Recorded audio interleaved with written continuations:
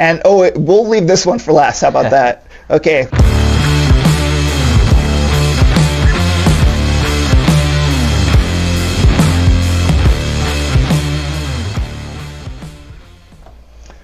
Well, hello, Cochise County. Welcome to another exciting episode of the Cool FM Live Sports Show. I'm your host, John Berger. With me, as usual, Julian Duran. We have a special episode for you this week. We're going to recap all of Buena's sports all season long. It should be very cool. And the coolest part is, you are a participant, so this guy gets to know, he gets to let us know what happened all season long firsthand, so I'm really looking forward to this. So, first, we're going to go over girls soccer this season. Yes. So, girls soccer, I mean, they just did great. Oh, my gosh. They did great. 14-3 overall, 5-0 in region, winning region. Yes. I mean, and leading them, they was Paige Goodman. Oh, say that name again, because I think we're going to hear this one over and over and over. That girl was a beast. And what year is she in school? She's a junior. So we get to see her next year. Do she's even more incredible things. She's going to be a junior, right? Like she's a junior. Okay, she's going to be a senior. Oh my gosh. Okay, so Paige Goodman is going to be a senior. Okay, now tell me more. And I mean, she broke the record for most goals in a season. That pretty much sums it up, and just incredible. Just leading the team to a 14-3 record. Unfortunately, losing in the playoffs, but putting up a fight. So. Oh, dude, absolutely. So she scored 2 goals per game. 2 goals per game, averaged 1 assist. I mean, steals, she had 194. Second on the team was Hayden Perry with 183. I mean, absolutely beastly defense. Lots of offense. Very cool to see. Now let's move on to women's track and field, girls track and field, I don't know. So let's go over. We're going to see a lot of similar names throughout this whole thing, and I think you're going to see why. So give us a little heads up on what's going on with those girls. So, I mean, to start off, Destiny, I mean, you see her 100-meter time with an 11.96, 200-meter time with a 24.93, and she was only a sophomore doing these things as well. That girl's a beast. That's another one. I mean, Kimaya Johnson with the 59.44 on the 400.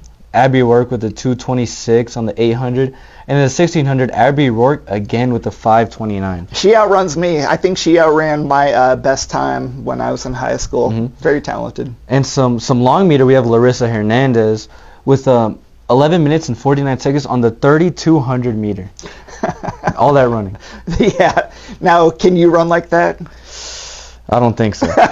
See, basketball, it's a lot of back and forth, but there's like little stops right here. Sure. You know, you just got to keep going. Yeah. Keep pushing through. Yeah. And 300-meter hurdles, Storm Ryan with the 45 seconds. We're going to hear about her later today as well. Yeah, she's an absolute stud track and field. We'll move on to the next team, the girls flag football team. I got to actually be a cameraman for a lot of these, and I'm telling you, that they were a lot of fun to watch. Okay, tell me a little more. I mean, Destiny, again, we said we were going to hear from her again. Just incredible year. What was she second in the nation for?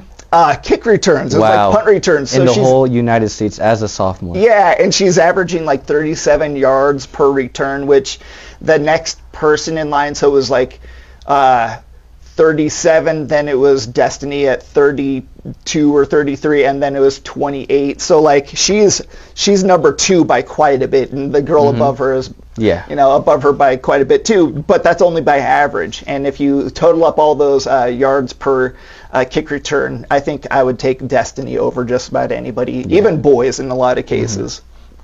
And it's a bright future for flag football as well. We have Storm as well. Oh my gosh! On the defensive end. Yeah, let's look that up. So Destiny had so we were talking about tackles per game. Okay, Destiny leads the team with 5 tackles. Storm Ryan with 2.5, but the sacks on the season. This is the craziest thing I've ever seen. She had 23 sacks on the season. They played 16 games. and she had 23 sacks. That's like my favorite player of all time was a defensive player named Derek Thomas, and I'm like, oh my gosh, this girl is like the living embodiment of my favorite player of all time. So incredible season, and I think next year, just like you were saying about the soccer team, I think the flag football team is going to be even better. They're probably they're going to be running into state, just beating people up. So looking forward to that. All right, and that was flag. That was flag football. Here, let's close this right here. And, oh yeah, these are all just statistics for that team. Okay, Buena softball is up next. So they had a pretty good season. So the thing is they went, well, I'll let you start. Yeah. So they went 9-19 overall, but 8-2 in the region. So they were taking care of business in that department. That's the thing, is that out of region, they're playing bigger teams, like teams that don't necessarily count, teams that are maybe 6A, or just teams that are far out in, like, say, Phoenix. And these girls, the Buena girls, took number 2 in the region, went to the playoffs. They had some great, we met Amaya Serrano, the catcher, first baseman, and she was averaging .436 batting average, so she was an absolute beast. Do you know anybody on that team that you? I know Ariella Antiman. I think she was first team all region. So, oh my gosh! Yeah, and that was her senior year. So she played all 4 years varsity, I believe. So that's incredible. Yeah, that's amazing. All right, let's move on to the next one now. Basketball. This is something you know a little bit about. Now, you told me that you don't actually get to watch the girls. That was kind of a bummer to me, because I mean, you would know better than anybody how great the girls would be, but you were at away games when when they were home we were away, when we were home they were away, so that didn't really match up. So but we have Isis leading the team in scoring. She was a senior. I've known her for a few years. She's always just been dominant down low in the post. And we also have London, who's more of a shooting guard, point guard type, very good shooter. Okay. So, yeah. Now, who would you say was the best ball handler, or would you know? I might have seen more Buena basketball games than you. I saw at least 3 this season, and you didn't. You might not have seen. Yeah, I didn't really get a chance to see, because just didn't really match up. So for me, I thought London was the best ball handler. I thought she was really good, and you can see she led the team in assists and led the team in blocks. Good Lord, her and Isis are at number 1 or number 2 in almost every one of these categories. So hats off to those ladies, man. Yeah, and the pretty good record, 9-14, 4-6 in region. Yep, so, and they went to the playoffs. So. Cross my fingers for next year. We'll see what happens. All right. And now on to the men, the boys, the boys soccer team. Tell us a little bit about what happened there. So they finished 3-11-1, 0-3 in region, but the future is looking bright for them. We have Connor Tebow was a junior this year, just leading teams in a lot of major statistical categories. For sure. We have Marcus Rodriguez in there. We have Roderick Falcon. These guys, all juniors, ready to step up big for next year's team. That is so cool to hear. I love to hear the upcoming players, just because you're the guy that knows them, and I want to know. So we'll move on to now this is if Jared was here, he'd be like flapping his arms. This is Jared's bread and butter. Actually, my bread and butter too. But Buena football. Yeah, so they went 9-3 overall and 4-1 in region. So just overall great season for them. And Andres Bonilla at the running back position. Oh my gosh. Monster. Yeah, he's an absolute monster. To have 2 players to average more than 200 yards per game. So you've got one that averaged 125 in Andres Bonilla, and then Michael Lujan averaging 77. Combining for 200 yards per game. That's huge. And then you start looking at the receiving. You think that it's going to be lopsided, but man, this team just overall. Yeah, the offense on this team was just absolutely insane. So you got Jaden Thomas averaging 78 yards per game.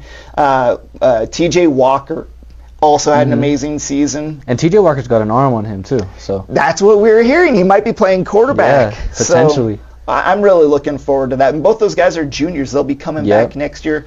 Hats off to Andres Bonilla and actually their quarterback. What the heck is his name? Nash. Yeah. 32 touchdown passes on the season total. That's a lot of touchdown passes for high school football. And another note, Michael Lujan also returning next year. Oh, I know, another junior. Yes. So and you've got a kid, Williams, playing tight end, is going to move to tackle. I'm really looking forward to your guys' offensive line this next year. A bunch of giants, a bunch of kids that play multiple positions, very athletic. But Cooper Krause, Trenton Williams, all of those kids are just going to be a lot of fun to watch next year. So just another sport that's looking promising for Buena's future. Oh, for sure. I'm really looking forward to that. And we'll leave this one for last. How about that? Okay, we'll go Buena baseball. Buena had quite a season. I got to watch almost all their games. All right, tell us a little bit about the season. So they went 20-7 overall, and were able to win region, going 8-1. And they also had the coach of the year, and the defensive player of the year. Yeah, he was very, very good. It was a lot of fun to watch.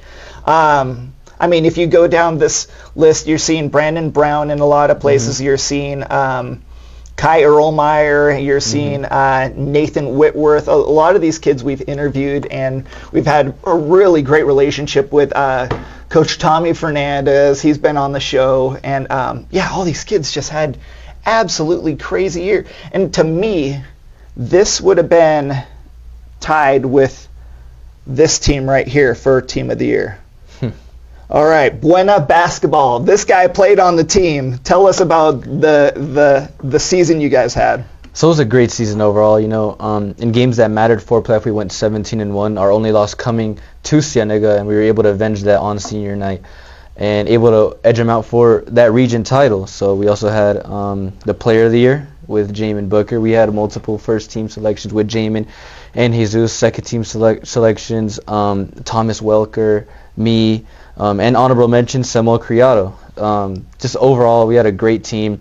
We were also the number 1 ranked team defensively in the state for You're kidding. For 5A. So Coach Berger had us right defensively. And well, tell me about your defensive philosophy. Were you guys breaking on fast breaks? Where were you locking teams down, in the post or on the perimeter? We were just overall. Ricardo Brooks, I would say, was probably our best defensive player. He was just put him on anyone. Big guard. He can move his feet, and he's big too. He plays football. He's big. He can handle anyone down in the post. So man to man, it was more of a pride thing for us.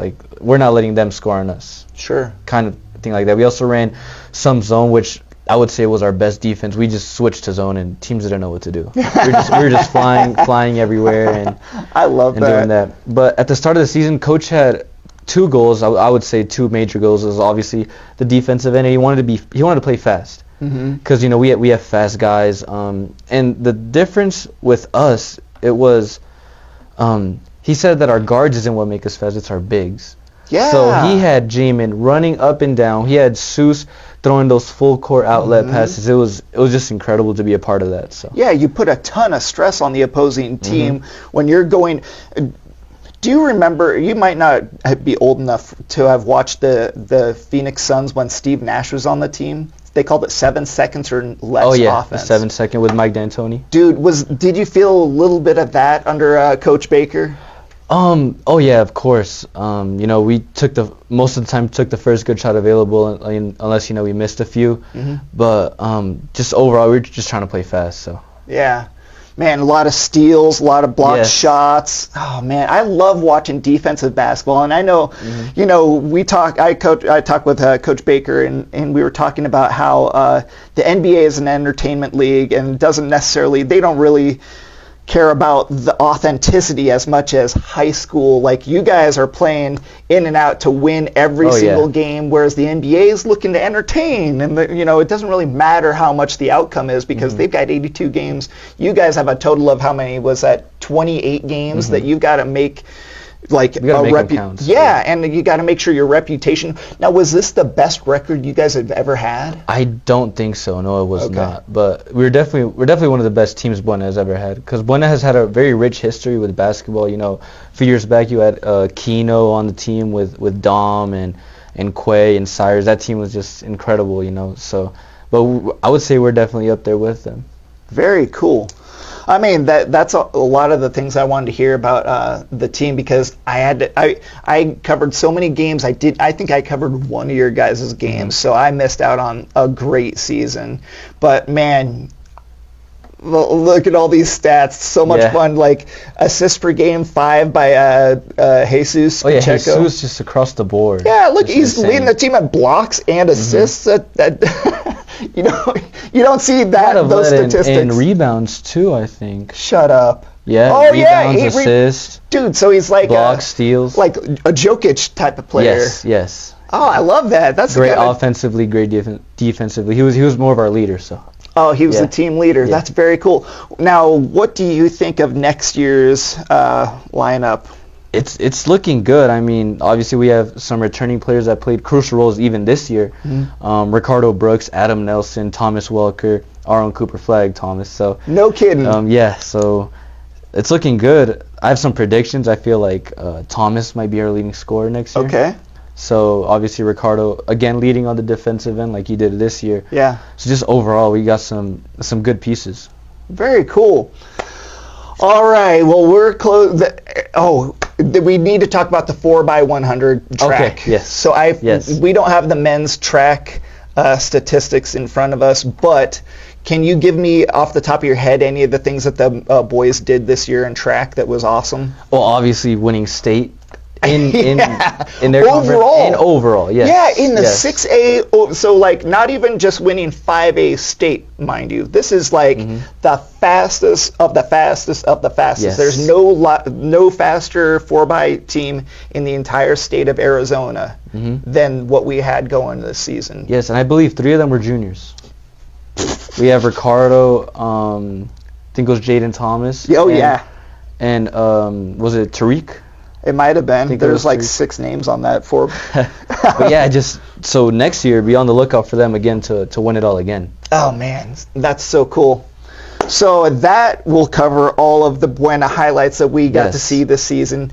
We're gonna go to NBA highlights. You and I are gonna talk some NBA stuff now, just because he knows NBA and I like NBA. So we're gonna close out the show with a little bit of this. So. Break it down for us, my man. So yeah, we are now in the conference finals for the NBA on the West and the East, and I would say we have a pretty big surprise on the East. We have the Pacers up 2-0. Oh my God! Yeah, you were telling me about this. Now I watched. I knew how the game turned out, but I didn't realize. Now you got to tell us how that game ended. This is insane. So. The Pacers ended up scoring 20 points in the last 2.5 minutes to come back and force overtime with, I'm pretty sure everyone's seen the Tyrese Halliburton shot at the buzzer that just hit the rim, went all the way up to about scoreboard to shot clock height and came back down and went scored. in. Yeah. So the thing is that when I saw that and then he gave us the choke sign, the Reggie I was Miller. like, okay, now that ball did fall, but I'm like, that ball they almost never falls. So I'm like, I'm not sure if I'm walking around telling people they're choking with a ball that like that's even scarier than like a bank shot, like a bank three, like you're falling out of bounds and just kind of goes in. Like I'm not calling somebody out for being able to put in a ridiculous shot. I'm like, we just take that one and we just walk over home and like, okay, we won, but I'm not sure I'm like picking a fight with those kids. Oh yeah. And here's a fun fact about that Reggie Miller choke. When Reggie Miller did it, they ended up not winning another game in that series. Right, so. Yeah. But, I mean, the Pacers, came out in Game 2 and did the same thing. Yeah. But more on Game 1, Aaron Nesmith had 8 3-pointers in that game, and he had 6 in the fourth quarter, which is a playoff record. And he also had 30 points, which was his career high overall, regular season and postseason. So it was just insane to see. And so 20 points in the last 2 minutes. 2.5. And how much were they down? I would say they were down. They only won by. They won in overtime. Yeah, so they tied up the game. So they were down 22 at that point with 2 minutes left to be able to tie it up. Well, I think the Knicks were also scoring because they were down 9 with 50 seconds left. The Pacers, and that's just insane to me. Yeah, well, Yeah, a lot of those. I mean, the Reggie Miller 9 seconds, or was it 13 points in 9 seconds? 8 points in 9 seconds. 8 points in 9 seconds. So that one might be the all-time score in the most scoring in the shortest amount of time for a playoff game. But in 2 minutes, being able to put up that many points. Yes. Now, would you say it was a choke job, or would you say it was the Pacers just being dominant? I would say it was a little bit of both, because here's the thing. They scored 51 points in fourth quarter and overtime overall. Wow. 51. And that's in 5 minutes, right? No, in 17. Oh, so, 17. Yeah, okay. so still 51 is just an incredible number. But, yeah. Down the stretch, Aaron Nesmith was just not missing. I think he made 5 or 6 threes in a row, so he didn't miss. And Tyrese Halliburton had a 3 as well. But the Knicks were also missing free throws. Okay. So we don't see that very often. Yeah, Karl-Anthony Towns missed one, and he made the other one, and that put him up 3 points. And there's a few seconds left, so the Knicks opted to foul so they can't get a 3-point shot. Then Aaron Nesmith hits 2 free throws, and then they come back another way, the Knicks way, and it was OG Anunoby who got fouled, and then he went 1 for 2. So now they're up 2, and this is when Tyrese Halliburton comes down and hits that crazy shot. That's so cool. All right. Well, are there any other games you want to talk about as far as NBA? None of them were that exciting. Yeah, well, we can move on to the West and talk about it. The Pacers was what I found surprising. Them up for sure. 2-0. I don't know how many people had them up 2-0 at this point, especially in the Garden. So. Oh yeah. But on the West, we have the Thunder up against the Timberwolves, 2-0. So I expected that. I feel like a lot more people expected that. Thunder are just a very dominant team. Shea had 38 points in Game 2, so. Oh my gosh, he's MVP. Do you call him do you think he's a free throw merchant? I don't personally. And do you think those are legit fouls? Well, I'd say that a lot of it is him creating it, but he also leads the NBA in drives per game. Okay. So if you drive more, obviously you're going to get fouled more. Sure. So. Absolutely. Well, that was what happened to Jordan all the time. And that's why slashers on a team are so important, because they draw so many of those fouls.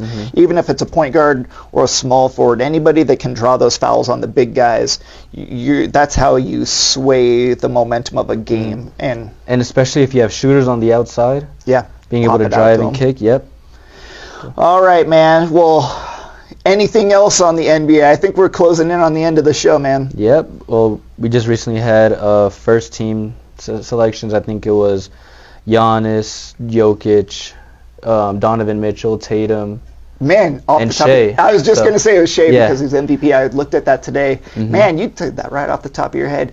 So yeah, not too surprising. No, would you have changed any of them? I don't know if Mitchell should have got it. I mean, yes, his team has the best record in the East, so I would say it's deserving, but yeah. Oh, I mean, as debatable. Far as, but are those team awards, or is that an individual award? So exactly. Yeah, that's a good question. All right, dude, you've been awesome. Let's see what else we got to do here real quick. And I think we're pretty much done with the show. So thank you to everybody watching. Thank you to all of our sponsors. If you'd like to sponsor this show, reach out to Todd Ryan here at Cool FM. For Julian, thank you so much. John Berger, thank you to the big man Dan behind the camera. He just gave us one of those thumbs up. He's cool. We appreciate all of you for checking in, and please, have a great weekend. Memorial Day. Good Lord, go out and stay safe. Actually, don't go out. Stay safe. All right. Have a good weekend.